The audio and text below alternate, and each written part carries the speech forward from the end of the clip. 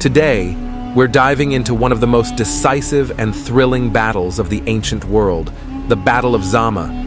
It's a tale of strategy, resilience, and the ultimate showdown between two of history's greatest military minds, Scipio Africanus and Hannibal Barca. Stick around, because we'll unravel how this legendary clash in 2002 BCE reshaped the ancient Mediterranean and cemented Rome's path to empire. To understand why the Battle of Zama was so pivotal, we need to set the stage. The Second Punic War between Rome and Carthage had been raging for over 16 years. Hannibal, the Carthaginian general, had terrorized Italy with his bold campaigns, even crossing the Alps with war elephants, a feat that stunned the ancient world. But despite his early victories, Hannibal couldn't secure a decisive blow to end the war.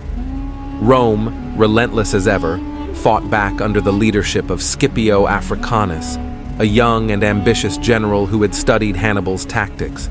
Scipio wasn't content to play defense. He had a bold idea: take the fight to Carthage itself. This was a game changer. By invading North Africa, Scipio forced Carthage to recall Hannibal from Italy. The stage was set for their epic confrontation at Zama. Imagine this: two armies facing off on a flat plain near Zama. On one side, Hannibal commanded a force of 50,000 men, including his infamous war elephants.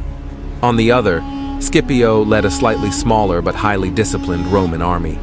Hannibal's elephants were his trump card. He hoped they'd trample the Roman lines and sow chaos. But Scipio was ready. As the elephants charged, Scipio's men blew horns and created pathways, confusing the beasts and neutralizing their threat. The disciplined Roman troops held their ground, turning the tide early in the battle. What followed was a brutal melee. Hannibal's veteran troops, hardened by years of campaigning, met Scipio's disciplined legions. It was a fight for survival on both sides. But Scipio had one more trick up his sleeve: his cavalry. Earlier, he had allied with Numidian horsemen, giving him a critical edge. While the infantry clashed, Scipio's cavalry swept around the battlefield and attacked Hannibal's rear. It was a textbook double envelopment, a move Hannibal himself had famously used at Cannae years before. Caught in a pincer movement, the Carthaginian army collapsed. Hannibal's forces were utterly defeated. The Battle of Zama marked the end of the Second Punic War. Carthage was forced to surrender, pay massive reparations, and relinquish its navy. Rome emerged as the dominant power in the Mediterranean. But perhaps the most fascinating part? Hannibal and Scipio reportedly met years later. Despite being enemies, they respected each other's brilliance.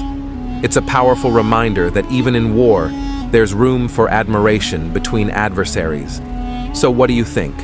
Was the Battle of Zama the ultimate clash of military geniuses? Let us know in the comments below.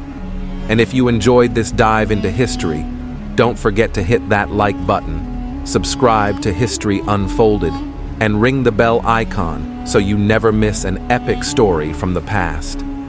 Until next time, keep exploring, keep learning, and keep making history.